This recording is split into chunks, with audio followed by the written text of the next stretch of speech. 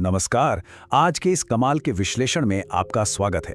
आज हम कोई आम चर्चा नहीं करने वाले हैं, बल्कि ये कहानी किसी थ्रिलर से कम नहीं है। एक ऐसा सफर जो हम सबकी सबसे गहरी असलियत से जुड़ा है। सोचिए जरा, हम असल में है कौन और इस दुनिया में आने से ठीक पहले हम कहाँ थे। चलिए हमारी जिंदगी के सबसे बड़े रहस्य से पर्दा उठाते हैं। क्या कभी किसी के साथ ऐसा अजीब पर बिल्कुल सच्चा सा एहसास हुआ है? मतलब किसी ऐसी जगह जाना जहां पहले कभी नहीं गए, पर अचानक से लगना कि अरे मैं तो यहां पहले भी आ चुका हूं। या फिर किसी अनजान चेहरे को भीड़ में देखना और लगना कि इनके साथ तो सदियों पुराना कोई बहुत गहरा रिश्ता है ना अजीब? ये एक ऐसा यूनिवर्सल एक्सपीरियंस है जो हम सब ने कभी ना कभी महसूस किया ही है। एक ऐसी फीलिंग जो हमें अनजान रास्तों और चेहरों से अचानक जोड़ देती है। तो चलिए इसके थोड़ा और डेप्थ में चलते हैं। आज की मॉडर्न साइंस इस रहस्यमयी चीज को एक फैंसी सा नाम देती है, डेजा वू। पर अगर हम प्राचीन गरुड़ पुराण के पन्नों को पलटें तो वहां इसे बहुत ही सटीक नाम दिया गया है, स्मृति अवशेष, यानी हमारी पुरानी यादों के बचे हुए टुकड़े। इन दोनों अलग अलग नजरियों को देखकर एक बहुत ही कमाल का सवाल दिमाग में आता है। अगर हमारी आत्मा वही है तो जन्म लेते ही हमारे दिमाग की इस कॉस्मिक हार्ड ड्राइव को पूरी तरह से फॉर्मेट क्यों कर दिया जाता है? वो आखिर कौन सी ताकत है जो हमें अपना ही अतीत भूलने पर मजबूर कर देती है?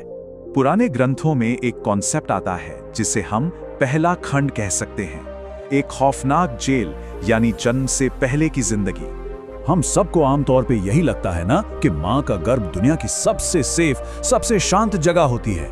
पर गरुड़ पुराण कुछ और ही कहता है।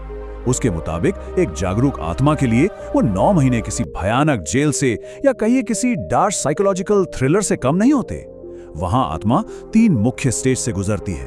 पहला, उसे अपने पिछले पूरे 100 जन्म का एक एक पल याद होता है। दूसरा, उन जन्मों में किए गए हर पाप, हर गलती का भयंकर पछतावा होने लगता है। उसे समझ आ जाता है कि आखिर किस गलती की वजह से उसे इस शरीर के पिंजरे में दोबारा कैद होना पड़ा है।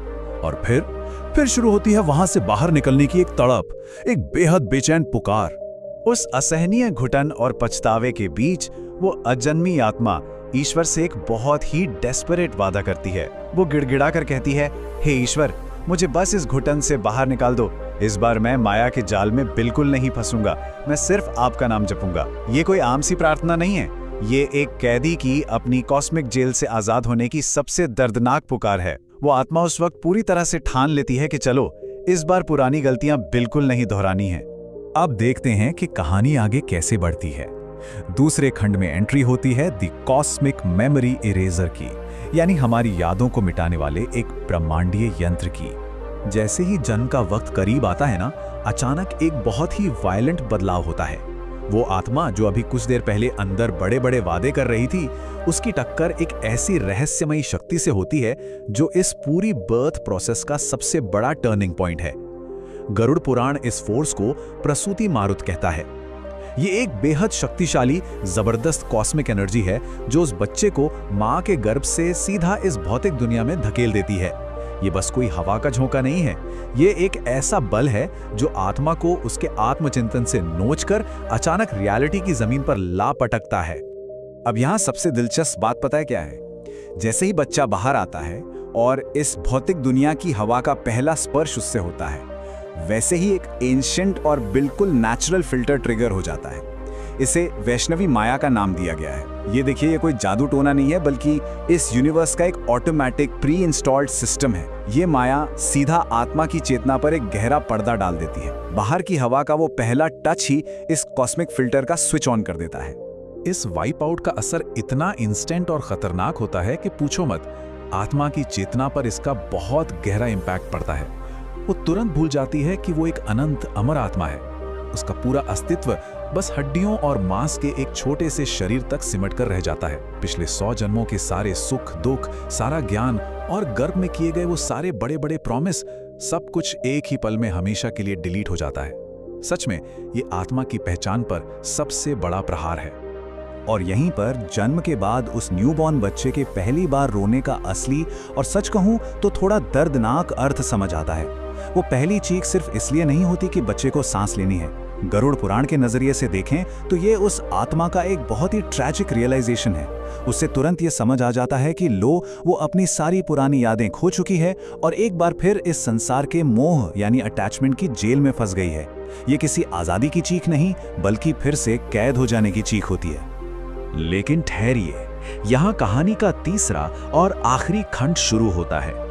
एक ऐसा नजरिया जो इस पूरे प्रोसेस को एक श्राप नहीं बल्कि एक दिव्य वरदान मानता है। अब तक की बातें सुनकर शायद लग रहा हो कि ये ब्रह्मांड तो बहुत क्रूर है, ये भयंकर कॉस्मिक वाइपआउट किसी श्राप जैसा लग सकता है।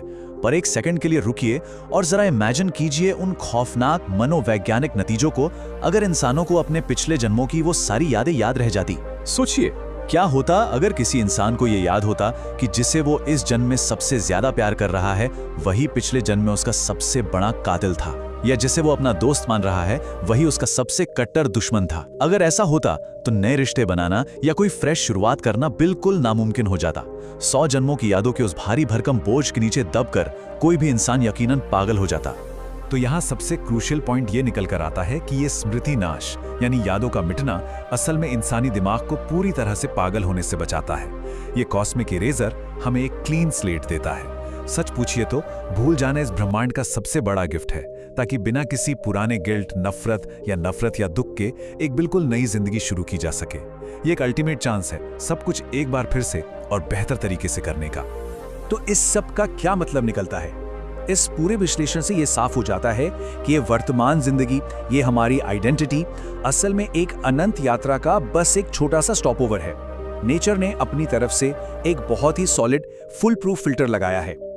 लेकिन जाते जाते एक बहुत ही गहरा सवाल छोड़कर जा रहा हूं। क्या कभी गलती से ही सही ऐसा हुआ है कि उस कॉस्मिक इरेजर को मात देते हुए पिछले जन्मों का कोई छोटा सा हिस्सा, कोई धुंधली सी याद इस नेचुरल फिल्टर को तोड़कर हम तक पहुंच गई हो? इस सवाल पर जरूर सोचिएगा। आज के इस कमाल के सफर में साथ जुड़े रहने के लिए बहुत बहुत शुक्रिया।